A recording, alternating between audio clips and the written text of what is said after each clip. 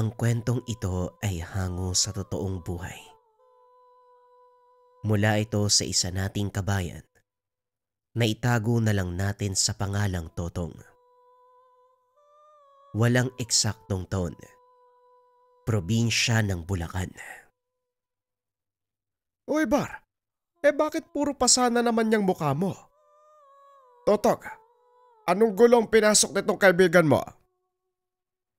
Wika ni Padre Semo. Pasensya na po, Padre. Nakipag-away po si Ibar ng dahil sa akin eh. Pinagdiskitahan na naman kasi ko ng mga tambay dyan sa kanto. Wika ni Totong. Ay nako, ilang beses ko bang sasabihin sa inyo na umiwas na lang sa gulo? Ayan, tignan mo ang nangyari. Puro pasa ang mukha mo. Paano kang haharap sa misa niyan? Ay nako, linggo pa naman bukas. Pasensya na po, Padre. Hindi ko naman pwedeng tignan lang si Totong na binubugbog ng mga taong yun. Isa pa, alam niyo naman ang ugali ko eh. Ayoko na agrabyado mga malalapit sa akin. Wika ni Ibar. Naroon na tayo. Pero pwede niyo silang iwasan, hindi ba? Padre, kahit anong iwas ang gawin namin, walang mangyayari. Talagang makulit yung mga yun eh. Paano ngayon yan? Sinong papalit ko sa'yo? Hindi ka naman pwedeng humarap sa mga tao ng puro pasa ang mukha mo. Ako na lang po muna. Alam ko naman po yung gagawin eh. Wika ni Totong. O sige, payag ako. At ikaw naman, Ibar, gamutin mo nga yung mga pasa mo. Nang sa ganon hindi na lalong mamaga.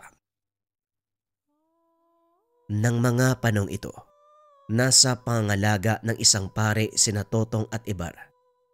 Simula pagkabata ay nasa simbahan na ang mga ito. Naglilingkod bilang sakristan. Bagaman lumaki sa pangaral ng pare, kakaiba ang ugali nitong si Ibar. Palaging nasasangkot sa basag ulo. Ipinasok ito ng mga magulang sa seminaryo. Kaso nga lang ilang buwan pa lang ay pinalabas dahil na rin sa kagaspangan ng pag-uugali. Palaging napapagalitan ng ama dahil wala nang nagawang tama. Ngunit may dahilan ang pagiging sanggano ng binata. Ayaw niya na may nakikitang inaapi, lalo na ang mga taong malapit sa kanya. Hindi rin alintana ni Ibar kung siya ang masaktan. Ang mahalaga may pagtanggol niya ang mga taong nasa paligid, lalo na ang mga malapit sa kanya.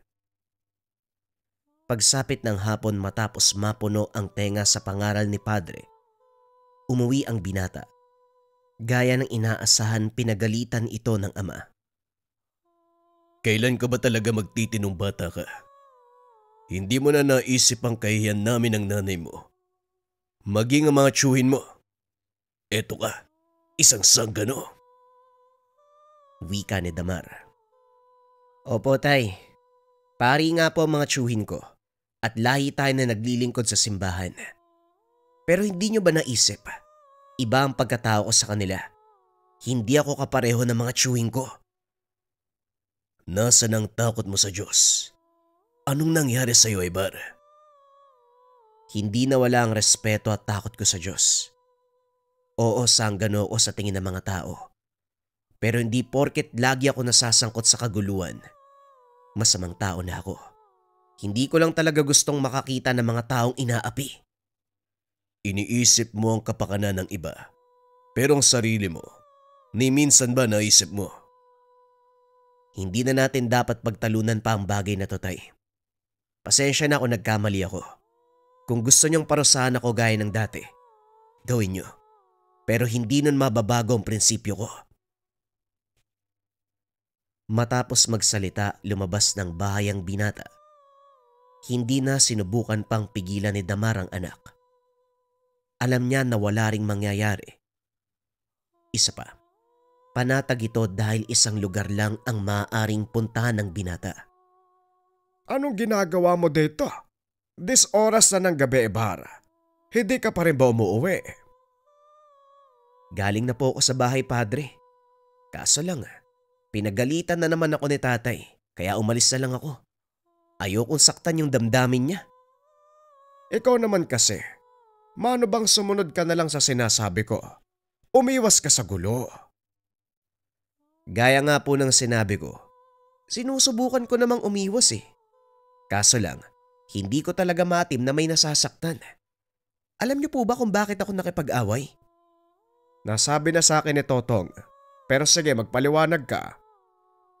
Si Totong nga po kasi, palagi na lang pinagdidiskitan ng mga tambay dyan sa kanto. Wala namang ginagawa yung tao sa kanila. Hindi na ako nakatiis. Kaya ayun, ginulpi ko lahat. Siya nga ba? Maganda naman ang hangarin mo, Ibar. Pero hindi pa rin tama. May mga pulis tayo. Bakit hindi mo sila isuplong? Yun na nga ang problema, Padre. Yung isa sa mga tambay na nanakit kay Totong. Anak ng hepe sa bayang to. Kaya wala ring magagawa yung mga pulis kung sakaling magsumbong man kami. Ay nako, batas ng tao nga naman. Kung hindi bulag, duling. O siya magpahinga ka na. Maga pa tayong gigising bukas. Nang gabing yun, sa simbahan natulog ang binata. Habang nakaiga, paulit-ulit na iniisip ang mga sinabi sama. Nagsisisi ito sa tuwing napagsasalitaan o nasasagot ang ama ng pabalang. Nakatitig lang sa kisame si Ibar habang nagpapaantok. Nang biglang makarinig ng kalabog mula sa mismong kapilya, dali-daling bumangon ng binata. Inakala nitong may nakapasok na magdanakaw. Isa sa mga yaman ng simbahan, ang antigong imahe ng Birheng Maria. Marahang naglakad ang binata papasok sa kapilya. Kaso nga lang walang tao roon. Isa-isang tinignan ni Ibar ang bawat sulok para masiguradong walang nakapasok. Nang mapansin nito ang makinang nabagay sa paanan ng imahe ng Birhen, nilapitan nito.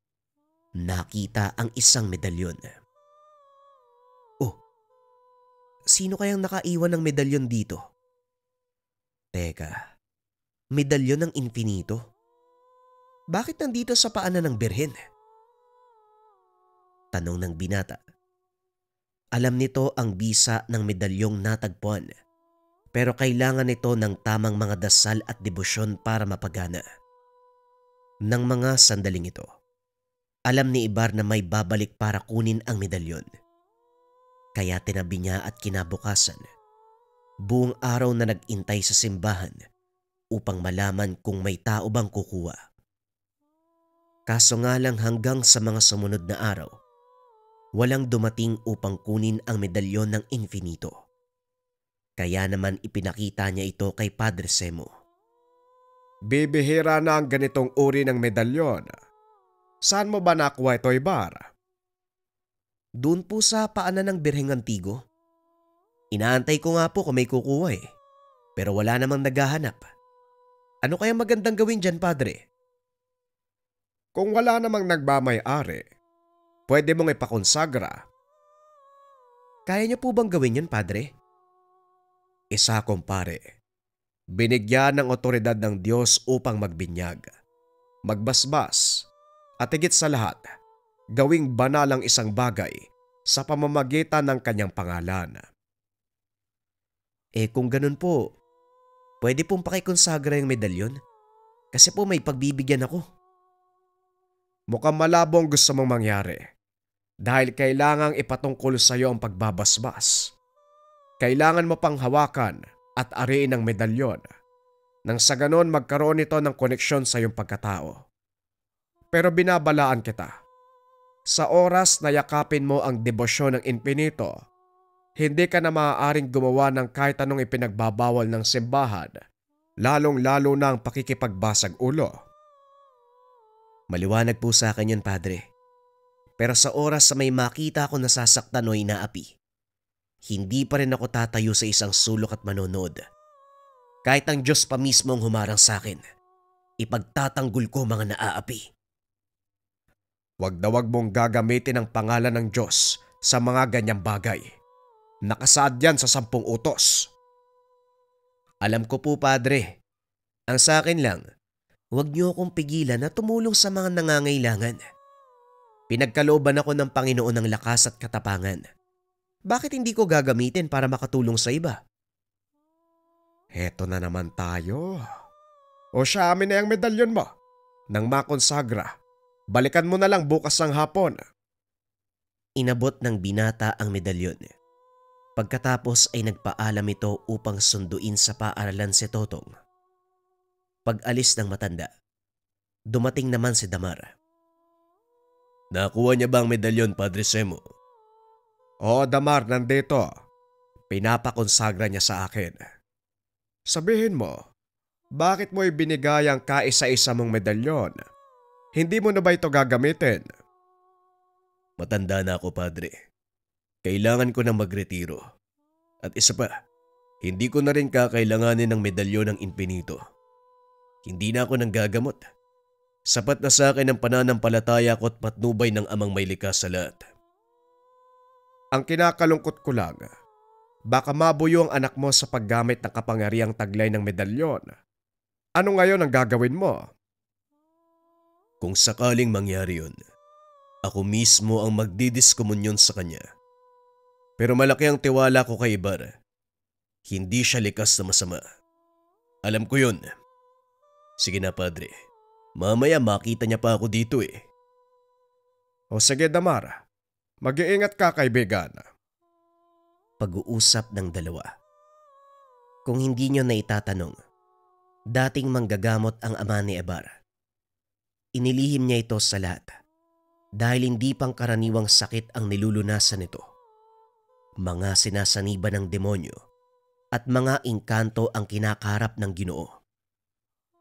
Noong ito ay nasa kasagsagan pa ng kanyang panggagamot, isang medalyon ng infinito sa kanyang mga iniingatang gamit.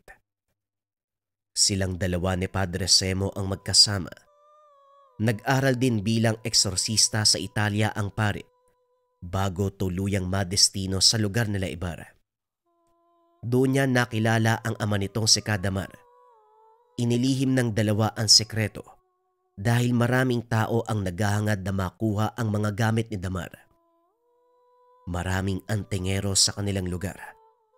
Ngunit si Kadamar lang ang nagmamay-ari ng 3 uri ng malalakas na gamit. Pangkumbate. Una ay ang medalyon at libreta ng Sator. Ikalawa, ang kumpletong talandro ng Atardar. At ang medalyon ng Infinito. Bawat isa sa mga tangan niyang gamit may kanya-kanyang pinaggagamitan. Ang libreta at medalyon ng Sator, ginagamit nito sa kumbate espiritual. Ang talandro ng Atardar, para sa depensa at pangparusa. Samantala ang medalyon ng Infinito, nagbibigay ng kakaibang lakas ng pangangatawan.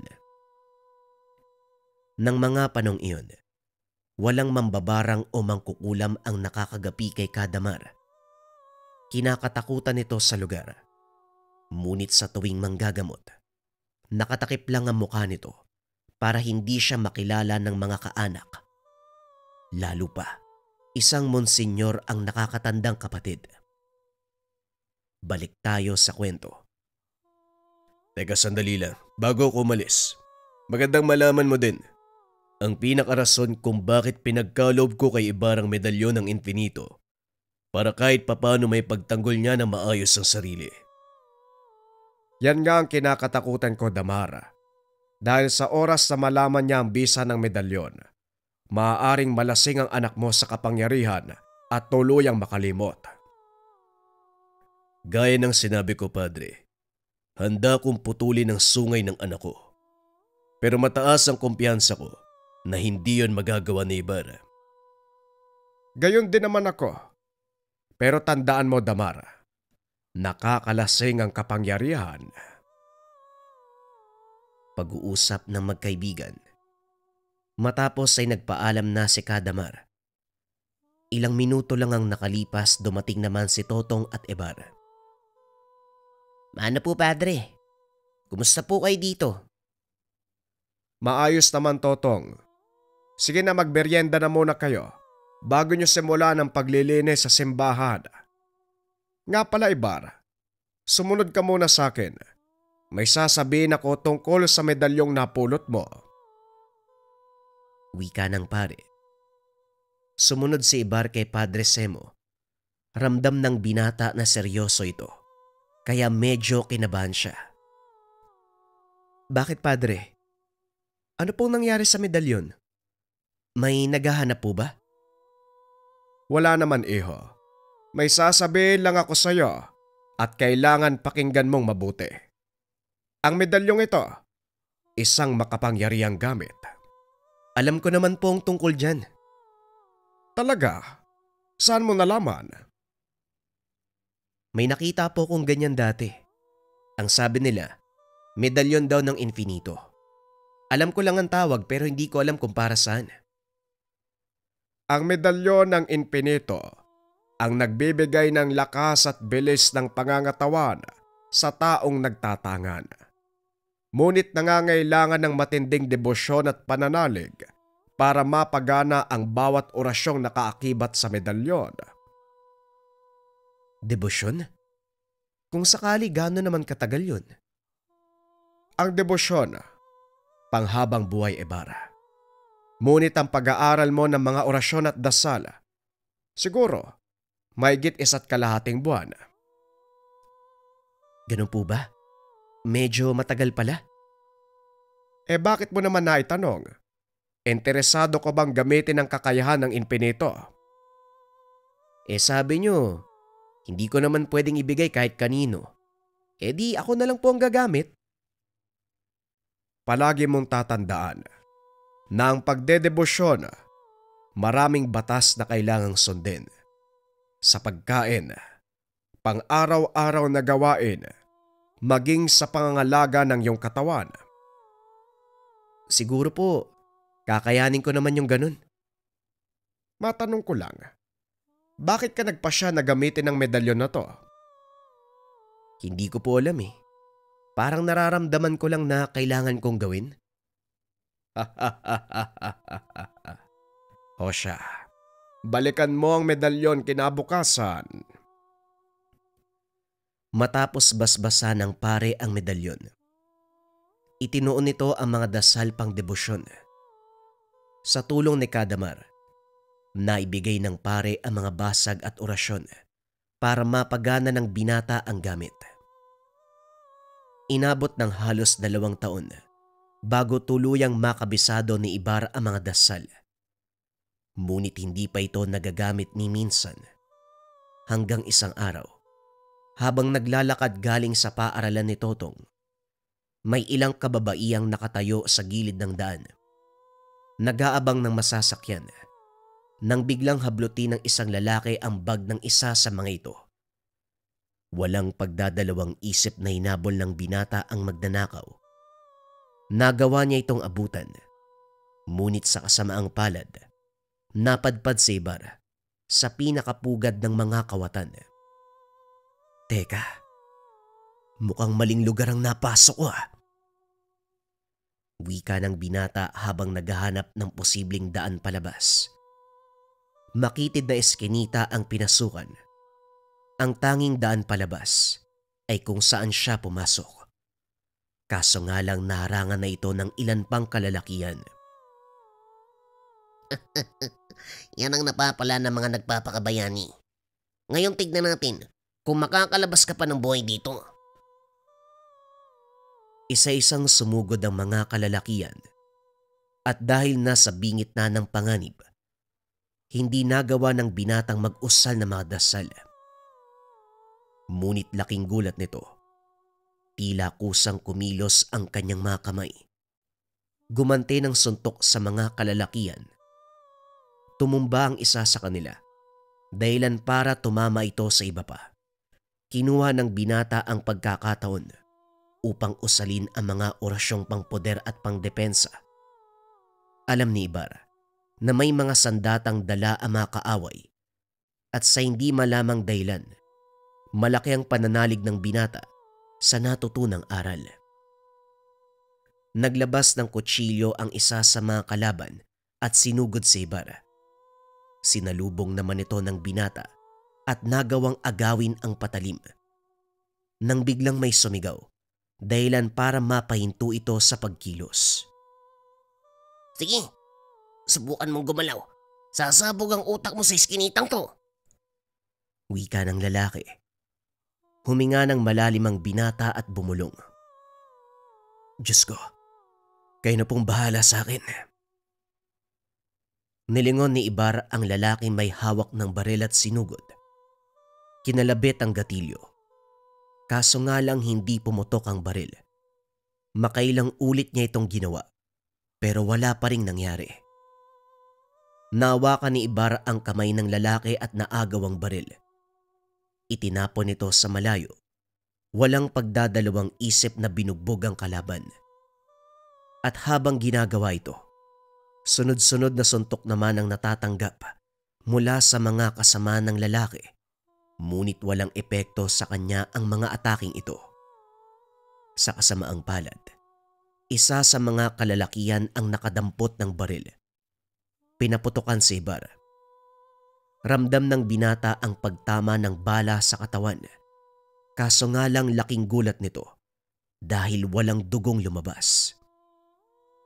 Nabutas ang damit. Ngunit ni maliit na galos, walang natamo si Ibar. Dahil sa kaganapan, nagsipagtakbuhan ang mga lalaki. Inakala ng mga ito na napatay nila ang binata. Ngunit lingid sa kaalaman ng mga kawatan na hindi tumalab sa katawan ni Ibar ang bala. Sinubukan pang habulin ni Ibar ang mga ito. Ngunit pinigilan siya ni Totong dahil paparating na ang kapulisan. Umalis na tayo dito. Tumawag na ako ng pulis. Mamaya lang nandyan na sila. Wika ni Totong habang pilit na hinihila ang kamay ng kaibigan. Wala na ring nagawa ang binata kung hindi sumunod sa sinabi ni Totong. Sa bahay tayo dumiretso. Kapag nalaman ni Padre Semo ang nangyari, siguradong masasabon na naman ako. Hindi kaya lalo kang sabunin ng tatay mo kung doon tayo sa bahay niyo pupunta? Wala si tatay sa bahay ngayon. Nagbakasyon sila ni nanay. Kaya walang magbubunga nga sa akin doon. Pag-uusap ng dalawa. Pagdating sa tahanan ng binata, laking gulat nito dahil naroon ng kapulisan kausap ang kanyang ama. Naku yari, nandito palang tatay mo. Bakit dito naman pumunta ang mga pulis? Hindi ko alam tong pero wala nang atrasan to. Tara, puntahan natin si tatay. Mabagal na naglakad ang dalawa papunta kay Damar. Nagtaka ang binata sa ikinilos ng ama. Nandito ka na pala. Kanina ka pa inaantay ng mga pulis. Po, bakit naman? May nagsumbong sa amin na babae. Nanakawan doon malapit sa kolehiyo. Nagtanong-tanong kami. Ikaw daw ang humabol sa mga kawatan. Opo. Ganun na nga po ang nangyari. Kaso lang nakatakas din sila eh. Kami nang bahala sa mga yon. Nga pala, naibalik sa biktima ang ninakaw na baga. Iniwan na magnanakaw sa isang tindahan ng sigarilyo. Maraming salamat sa tulong mo. Wala pong anaman sir. Ginawa ko lang po yung alam kong tama. Ipinagmamalaki kita anak. Ngayon nauunawaan na kita. O siya mukhang napagod kayo. Pumasok na muna kayo sa bahay. Ako nang bahalang makipag-usap sa mga pulis. Sige po tay. Papasok na po kami.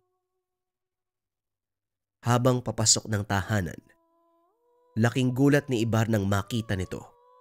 Hinihipo ni Totong ang ulo ng ama. Ano bang ginagawa mong bata ka? Wala naman po. Tinitignan ko lang kung nilalagnat kayo. Kakaiba ang kilos nyo eh. Abat, loko kang bata ka. Pumasok ka na doon. Tatamaan ka sa akin. Natawa si Ibar sa ginawa nito.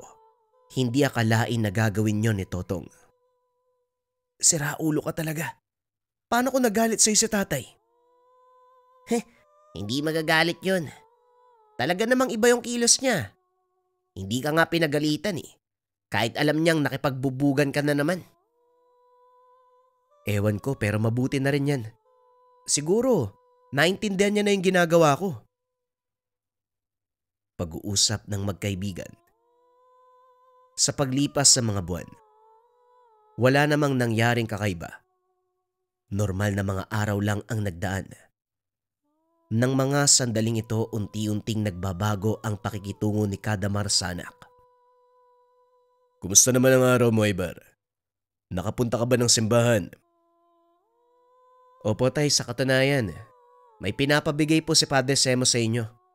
Galing daw to ng Laguna. Mukhang lumang kahon eh. Hindi ko lang alam yung laman pero mabigat. Ganun ba? O siya, ilapag mo lang dyan. Titignan ko. Tinatapos ko lang itong binabasa ko. Ang hilig nyo talaga magbasa ng dyaryo. Teka, may patayan sa bayan? Alam ko yan ah. Doon yan malapit sa simbahan. Kailan po nangyari tay? Tanong ng binata. Nakita nito sa pahayagang binabasa ng ama ang balita. Ayon dito, kahapon lang nakita ang bangkay. Pero may suspecha sila. Ilang araw na itong naroon. Medyo nangangamoy na nga eh. Nilagyan na lang ng apog para hindi madurog kung sakaling bubuhatin. Nakilala po ba kung sino ang biktima? Alias Kintoy. Yun lang ang nakalagay dito. Parang pamilyar yung pangalan.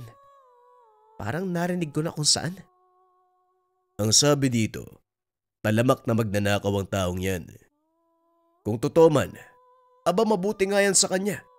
Nang mabawasan naman ang mga kriminal dito sa atin. Hindi kaya siya yung nakabangga ko dati? Bakit ko ba pinag-aksayahan ng oras yan? Sige na ho, matutulog na ako. Pumasok sa silid ng binata. Direktang naiga sa kama. Ilang sandali lang kinatok din ito ng ama.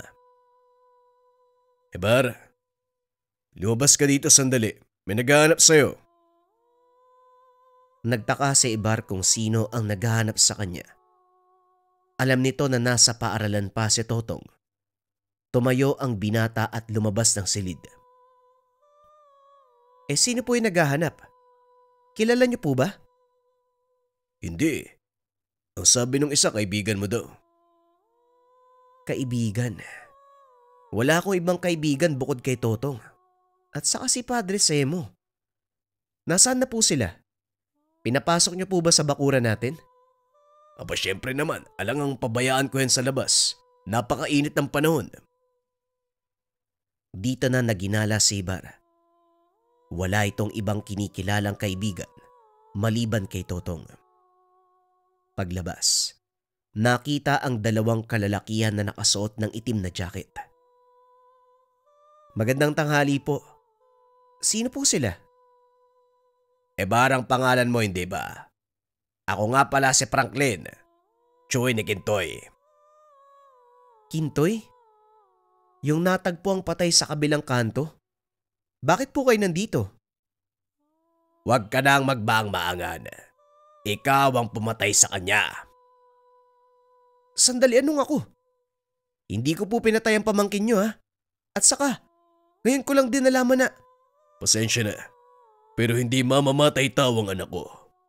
Mukhang nagkamali kayo ng taong pinuntahan. May nakapagturo sa amin na ikaw daw may gawa ng pagpatay sa kanya. Ikaw ang huling nakaengkwentro ng pamangkin ko. Tama po kayo. Natatandaan ko na. Siya nga yung kawatang hinabol ko. Pero ilang buwan na po nakalipas nang mangyari yun. Yun na nga eh. Gusto ko malaman ko anong ginawa mo sa kanya. Paanong namatay ang pamangkin ko nang walang sugat? Hindi ko alam ang sinasabi nyo kaya pasensya na. Wala akong kinalaman sa pagkamatay ng pamangkin nyo. Narinig mong sinabi ng anak ko, kaya makakalis na kayo. Hindi ako alis dito hanggat hindi mo na pagbabayaran ang nangyari sa pamangkin ko. At talagang makulit ka ha? Sinabi ko sa'yo na wala akong kinalaman. Hindi ako naniniwala. Biglang naglabas ng mataas na kalibre ng baril ang dalawang lalaki sabay paputok. Pinaulanan ng bala ang tahanan nila Ibar. Dali-daling niyakap ng binata ang ama para sanggain ang bala. Ilang sandali pa tuluyang naubos ang bala ng dalawa. Para kay Ibar, ito na ang pagkakataon para gumanti. Tinignan ng ama. Nakitang wala itong pinsala, kaya naman nakahinga ng maluwag ang binata. Pasensya na po tay, pero magiging sanggano muna ako sandali. Wika ng binata sabay takbo papunta sa kinaroroonan ng dalawang lalaki. Pinagsusuntok ang mga ito. Gumante ng atake si Franklin, ngunit walang epekto sa katawan ng binata ang mga suntok. Lingid sa kalaman ni Ibar na naroon si Totong ng mga oras na yon, nakita ang buong pangyayari. Nasaksiyan nito kung paanong ilampaso ng kaibigan ang dalawang kalalakihan. Patuloy na nakipagbuno ang binata kay Franklin habang ang kasama nito ay naglabas ng patalim. Akmang sasaksakin na sana si Ibar nang bigla itong napahinto sa pagkilos. Masyadong abala si Ibar ng mga sandaling iyon, kaya hindi nito nakita ang nangyari sa kasama ni Franklin. Nilingon ni Totong si Kadamar. Nakita niya. Nakapikit ang mga mata ng Ginoo habang nakaunat ang kamay. May kung anong binubulong. Dito napagtanto ni Totong na hindi pang karaniwang tao si Kadamar. Sa isang kumpas ng kamay, tumilapon ng lalaki at nagawang patulugin ni Ibar si Franklin. Hindi ko alam kung anong pumasok sa kokote nyo na may kinalaman ako sa pagkamatay ni Kintoy. Hayaan mo na. Totong, huwag kang tumunganga. Tumawag ka ng pulis. Dumating ang otoridad. Hinuli ang dalawang kalalakihan. Kalaunan nalaman kung ano ang kinamatay ni Kintoy. Ito ay dahil sa sobrang kalasingan, pagkalango sa pinagbabawal na gamot.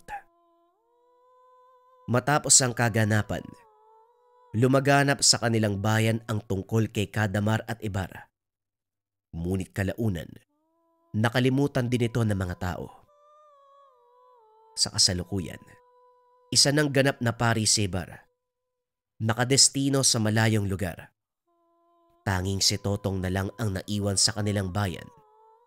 Dahil dito, nakarating ang kwento sa atin ni Ibar, ang isang sanggano na purong dibino. Bagong kwento pa rin ang susunod mga kabayan. Ito ay tungkol sa estrangherong mamamatay aswang. Simulan na ang storya. Ang kwentong ito ay hango sa totoong buhay. Mula ito sa isa nating kabayan na itago na lang natin sa pangalang Totoy. Taong 1982, probinsya ng Mindanao.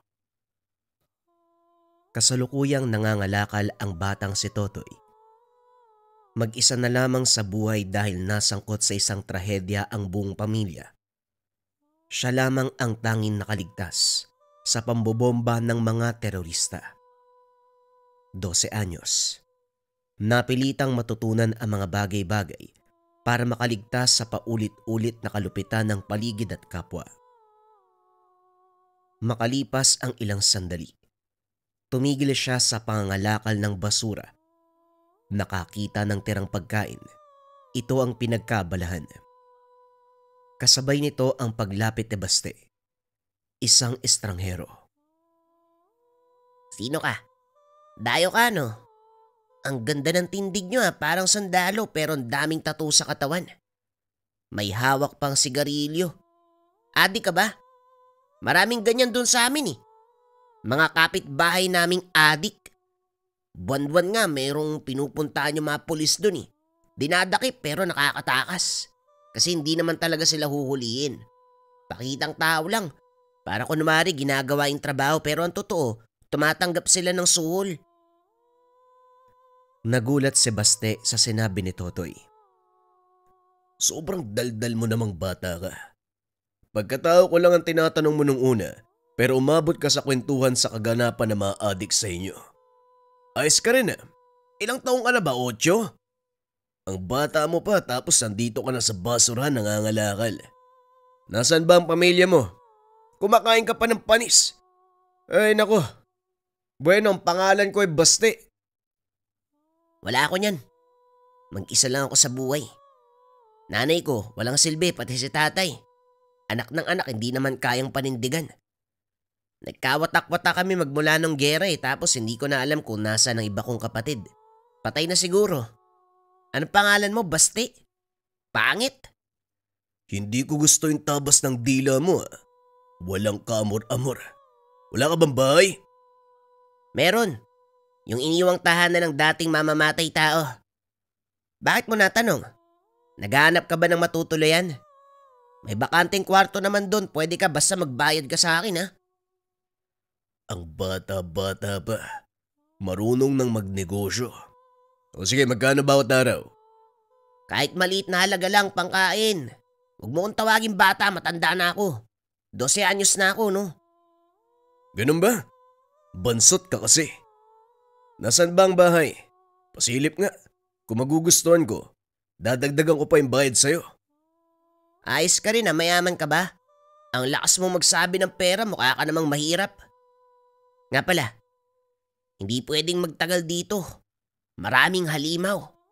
Hindi lang rebelde, magdanakaw, o kapitbahay na siraulo. Sa gabi nga may nangangatok na aswang dito eh. Ay may baril ka pala. Pwede mo silang labanan no. Kapag naubos ang bala mo, lumipat ka na ng ibang lugar para sa kaligtasan mo. Naunang maglakad si Totoy. Sumunod naman sa kanya si Baste. Dumating sila ng tahanan. Maayos, malinis at may sapat na espasyo. Kinuha niya ang kwarto at nagbayad sa bata ng ilang araw na pananatili. Aba totoo nga may pera ka no? Pero hindi ako naniniwala na galing yan sa paghihirap mo. Mas maniniwala ako kung sasabihin mo sa akin na nagmula yan sa nakaw. Halata sa mukha mo, wala kang nagawang tama sa buhay, di ba?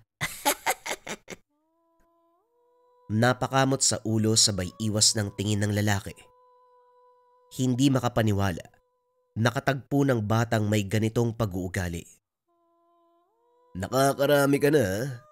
Kung makapagsalita ka, parang ang dami mong alam sa buhay. Kung sa bagay, sa dami ng nangyari sa lugar nyo, marami ka talagang makukuhang kagaspangan. Hindi lang sa ugali. Ano, pwede na bang pumasok sa kwarto? Magpapahinga ako. O sige na, pumasok ka na, bayad ka ni. Hindi na nag-abalang tumingin.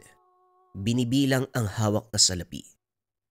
Ang pakay ni Baste sa lugar ay hindi ang maghanap ng bagong tirahan. May nakaengkwentrong nilalang na hindi natapos ang laban. Biniktima ang mag-ina habang tinutugis ang isa pang nilalang noong araw. Nandito siya upang magiganti. Galing pa siya ng Bohol pero napadpad sa Mindanao para singilin ang halimaw. Matapos magpahinga, lumabas siya upang maglibot. Hindi niya nakita ang bata. Magpapasama sana kaso wala sa lugar. Inikot ang buong paligid. Maliban sa mga basurang nakatambak sa mga tabi. Nariyan din ang mga taong masama ang titig. Hindi siya nagtaka. Normal ang ganito lalo na dayo lang sa lugar. Hoy, taga-saan ka? Bagong salta ka dito ah. Alam mo ba ang nangyayari sa katulad mo? Tanong ng lalaki. Nakita niya ang iba na naghahanda. Nagsipagdampot ng panghampas. Alam niya ang gusto ng mga ito. Kaya nagmamadaling naglakad pero hinarangan siya. Ang lakas ng lobong mambastos ah. Kinakausap kita, kaya wag mo kong tatalikuran. Sinampal siya nito pero hindi niya pinalagan. Wala siyang gana sa ganitong away. Hindi ito ang pakay niya sa lugar. Wala pa lang isang to eh. Ang laki ng katawan, pero duwag. Pipi kaya tayo no? Magsalita ka nga. Muli siyang sinampal. Kaliwat kanan. Patuloy na nagpigil si Baste. Hindi uubra sa amin ang pananahimik mo. Wala kaming awa sa mga dayo. Mga bata, trabahuin na natin to. Nagsilapit ang mga ito at sinimulan siyang hampasin. Nagulat sila dahil nanatiling nakatayo si Baste. Samantalang buong lakas ang ginawang paghampas. Nabali pa nga ang ginamit ng mga kahoy. Sino ba to? Bakit parang hindi nasasaktan? Baka aswang ka din kagaya ni Mando. Huy, manahimik ka nga. Wag mong babanggitin si Mando kung ayaw mo mapugutan ng ulo. Hoy, ikaw ano ka ba? Ang yabang mo ah. Nagtitigas-tigasan ka pa dyan. Ano, lumabang ka? Muli siyang sinampal. Hinampas pa pero hindi siya natinag. Walang dugong umagos kahit sa ulo paulit-ulit hinambalos. Ang tigas mo ah. Sino ka ba talaga? Anong dugo ang meron ka? Para hindi tabla ng pisikal na atake. Nandito ka ba para ipagmayabang yan? Pasimpleng naglakad palayo si Baste. Nagsitabi ang mga tambay pagdaan niya. Wala siyang balak mag-aksaya ng lakas sa mga ito dahil napapansin ang takot sa mga mata nila. Umaastang matatapang pero ang katotohanan ay takot naman. Bumalik siya ng tahanan. Naabutan ng bata na nagbibilang ng mga pakete sa kusina. Kagad siyang lumapit at nilayo ang mga ito. Ikaw bata ka. Bakit ka may ganito? Alam mo ba na maliban sa delikado masama yan? Sinong nag-utos sa'yo ha? Walang ya. Pati bata dinadamay sa kalokohan. Bakit ka ba nangyayalam? Sanay ako sa ganitong buhay. Ano bang bago? Alam ko mga to. Nakikigamit ka na nga lang ng kwarto. Nangyayalam ka pa. Tombi ka nga dyan. Pinapalakad to sa akin, sinisira mo pa. Lumabas ang bata, dala ang mga pakete. Pasimpleng binulsa at tumakbo patungo sa kung saan. Hindi nasundan dahil nawala kagad. Inantay niya ang pagbalik nito. Pero lumipas ang mga oras ay walang paramdam. Inantok na siya habang nakaupo sa sala. Kaharap ang pintuan. Kinakabahan na baka nahuli na ang bata. Walang pinapatawad ang otoridad. Kahit halatang ginamit lang ito, huhulihin at mas lalong papakinabangan. Ilang sandali lang ang lumipas. Naalerto ng may maramdamang kakaiba. Sinundan ito ng mahinang katok sa pintuan. Naalala niya ang sinabi ni Totoy tungkol sa nangangatok. Sa halip na matakot ay napangiti pa siya. Dali-daling kinuha ang patalim at hinanda ang sarili. Nagpatuloy ang katok. Walang tigil kahit saglit. Nakatayo si Baste sa harapan ng pintuan. Hawak ang seradora. Nag-aantay na lamang ng tiyempo. Nagsimula siyang sumambit ng dasal. Natigil ito at napansing unti-unting lumalayo ang presensya. Dali-daling lumabas. Hinabol ito hanggang sa tambakan ng basura. Nakita ang isa sa mga tambay kanina. Nakahandusay. Wala ng buhay. Nang marinig ang boses ng iba, nagmamadali siyang umalis upang hindi mapagbintangan. Buisit, hanapin niyo yung nilalang na yan. Sigurado kung hindi pa yun nakakalayo. Magsikalat kayo, dalian niyo! Umalis na rin si Baste. Sinundan ng natitirang bakas ng aswang sa hangin, pero nawala rin makalipas ang ilang sandali. Natigilan sa gitna ng daan ng makasalubong ang bata. Mabuti naman at nandito ka na. Akala ko na paano ka eh. Umuwi na tayo bago pa tayo mapahamak dito. Hindi naman ako sasaktan ng aswang. Kaibigan ko yan. Sa lahat ng tao rito, ako lang ang hindi niya sinasaktan. Yung mga tambay kapag merong ginawang mali, yun ang pinapatay niya. Nya, sino siya? Paano mo naging kaibigan ng isang nilalang? Hindi naman sila malapit sa mga tao. Sa tingin mo lang hindi. Siya nga ang dahilan kung bakit ako nabubuhay hanggang ngayon eh. Maraming natulong sa akin si Mando magmula nang nawalan ako ng pamilya. Binibigyan niya ako ng pagkain. Minsan kapag nakauwi siya dito sa lugar, kahit mga tambay binibigyan niyan eh. Mabait yun. Huwag ka lang pasaway. Napaisip si Baste sa sinabi ng bata. Narinig niya ang pangalan na iyon sa mga tambay. Mando, isang aswang ang taong yun. Paano mo nalaman? Oo, paulit-ulit naman to eh. Nalaman ko nung naabutan ko siya sa kanila. Aswang tapos biglang naging tao. Hindi niya ako sinaktan. Huwag ko lang ipagsasabi ang katauhan niya. Magmula ng araw na yun, naging utusan niya ako eh. Pinapagtanggol niya ako laban sa mga kapitbahay dyan na mapanghusga. Dami mong tanong, matulog ka na nga. Wika ni Totoy. Pumasok ito ng kwarto. Hindi na siya kinausap. Kinutuban si Baste sa tinutukoy na tao. Hindi siya sigurado pero malakas ang pakiramdam na ito ang aswang na hinahanap. Gusto pa sanang magtanong sa bata pero tulog na ito. Mag-aantay na lamang ng bukas upang makakalap ng karagdagang impormasyon. Kinaumagahan, bumungad ang balita tungkol sa tambay na natagpuan sa basurahan. May mga pulisya. Dumating pero dahil kilala ang lugar bilang pugad ng iba't ibang kriminal. Isinara ang investigasyon bilang personal na interes ng patayan. Wala nga lang nadakip na salarin. Sa kabila nito, maigpit ang paniniwala ng ibang tambay na aswang ang may gawa. Kapag nakasalubong ko yung aswang na yon, papatayin ko talaga.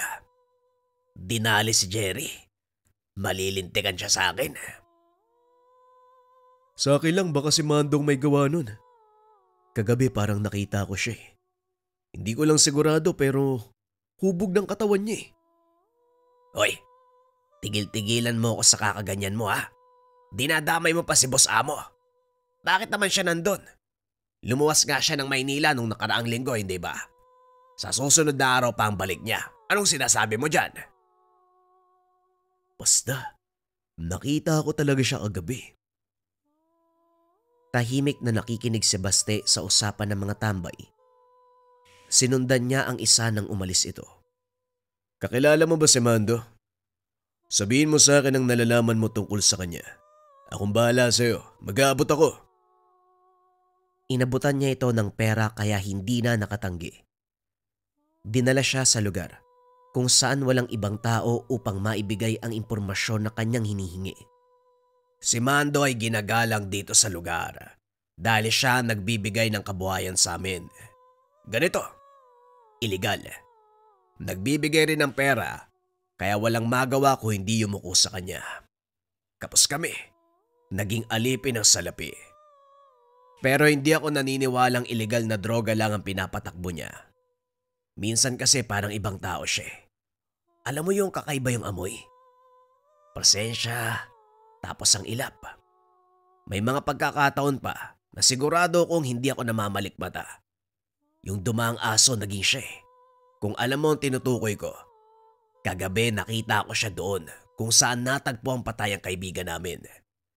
Kung hindi ako nagkakamali, siya ang halimaw na kumakatok sa mga kabayan. Nang bibiktima.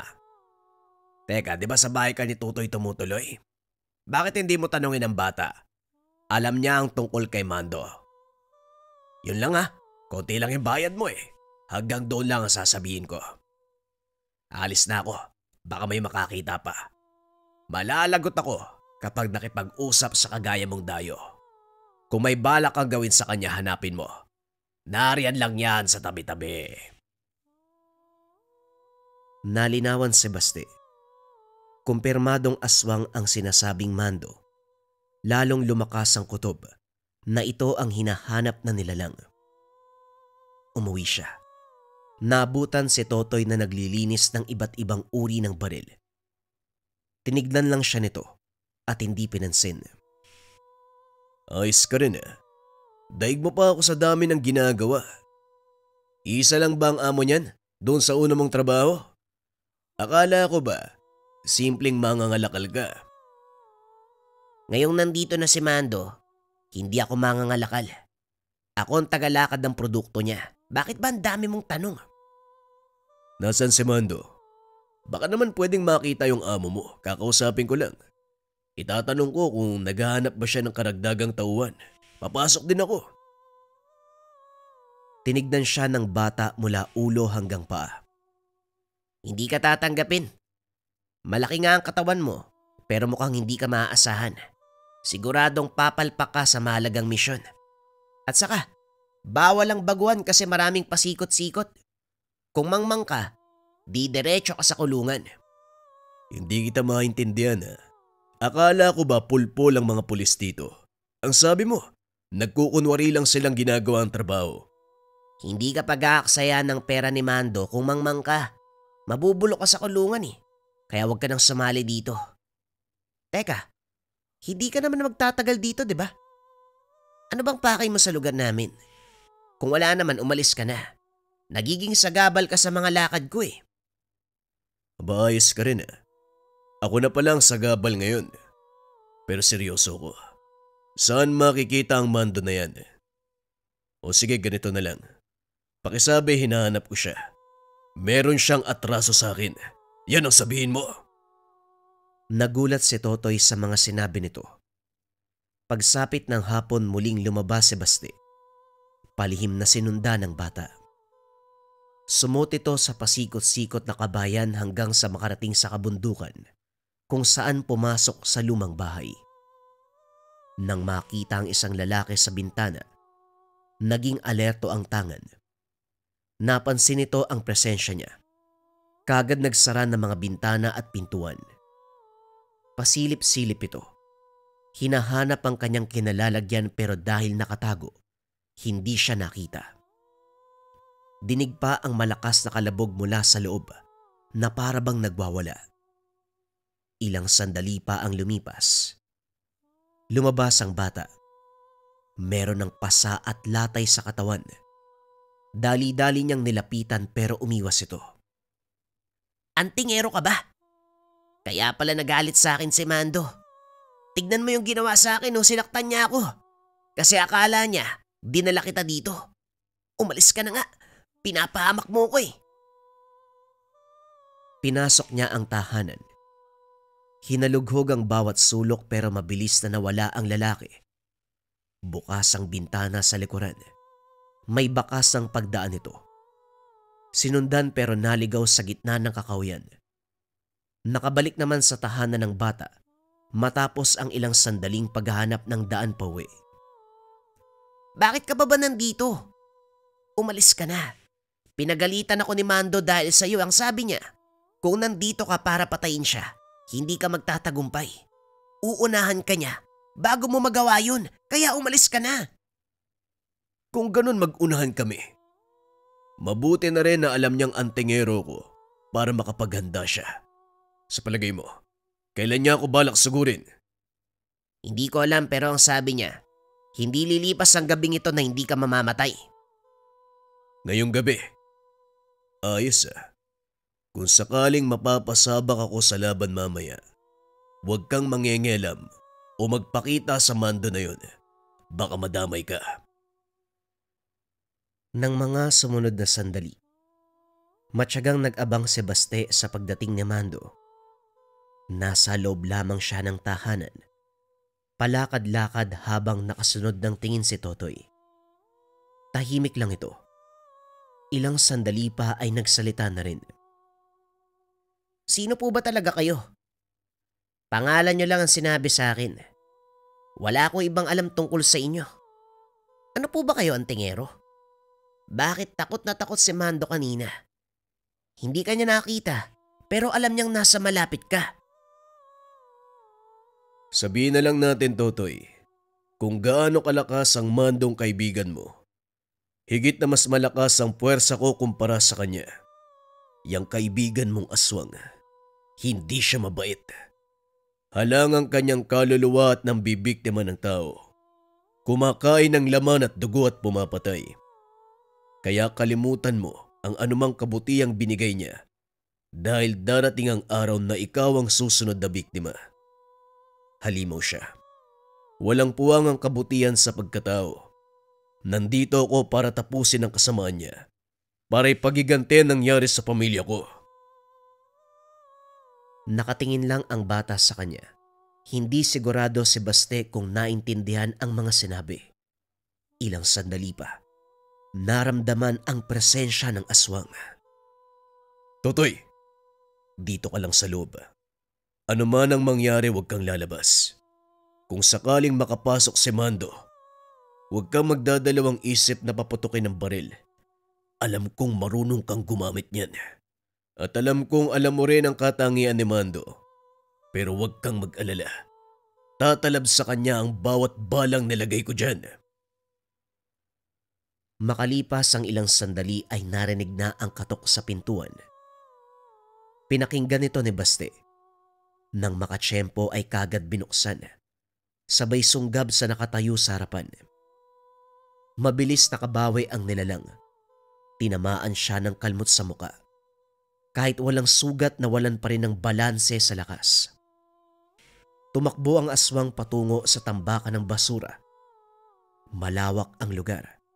Walang bahay at mahinang sinag ng buwan lamang ang nagsisilbing liwanag. Nang magkaharap ang dalawa, dito niya nakilala ang halimaw. Tama siya. Ito ang dumali sa kanyang mag-ina. Parehong-pareho ang amoy, presensya, muka at tindig. Nag-init ang buong katawan sa galit. Kilala ko ang mukhang yan, lalo na ang mga mata. Tama, ikaw ang antingero na kamuntikan ng pumatay sa akin noon. Pero dahil mahina ang utak mo, madali kang maisahan.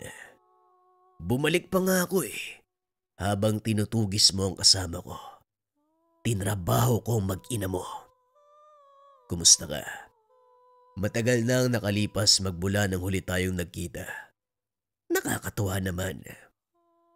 Huwag ka masyadong magpakampante. Nandito ako para patayin ka. Ganun ba? Pwede mong subukan. Hindi na nakapagpigil sa Baste. Sinugod niya ito at hindi tinigilan hanggang sa ilang beses na bumagsak. Madali itong nakakatayo sa kabila ng sunod-sunod na pag-atake. Lumalaban. Sinasabayan ng kanyang galaw. Pero dumating ang puntong puro na lang ito depensa. Bumaon pa ang ulo sa lupa sa paulit-ulit na pagsuntok. Gusto niyang pagdusahin muna upang maramdaman ng paghiganti. Masyado kang maraming salita. Hindi mo naman kayang makipagsabayan. Dahan-dahang bumangon ang aswang. Nangihina pa pero ayaw ng sumuko. Hindi binigyan ng pagkakataon. Sinugod muli at binugbog. Hindi niya tinigilan kahit hindi na lumalaban. Nakatihaya na lamang ang aswang habang patuloy na pinagsusuntok ni Baste. Nang mapansin ang kalagayan nito, saka lang siya tumigil. Kahit nakahandusay na, sinaksak ng sinaksak gamit ang dalang patalim habang nag-uusal ng dasal. Nang masiguradong patay na, dali-daling hinila patungo sa gitna. Sinunog kasama ng nagtatambakang basura. Nakatingin siya sa hindi kalayuan. Dahan-dahang kinakain ng apoy ang katawan ng halimaw. Saka lang umalis nang mapansin ang mga taong lumalapit matapos makita ang sunog. Pinagtulungan nilang apulahin, pero dahil sa lawak at bilis ng pagkalat ng apoy, nahirapan sila. Ilang oras bago napula. Sapat ang oras para sunugin ang bawat parte ng katawan ng halimaw. Ikaw yung nagsunog doon, ano? Huwag mo nang itanggi. Nakita ko yung nangyari. Pinatay mo si Mando, tapos sinunog mo kasama mga basura. Alam mo naman pala nagtatanong ka pa. Isusumbong mo ba ako? Wika ni Baste. Hindi sumagot ang bata. Ibinalik ang baril sa kanya.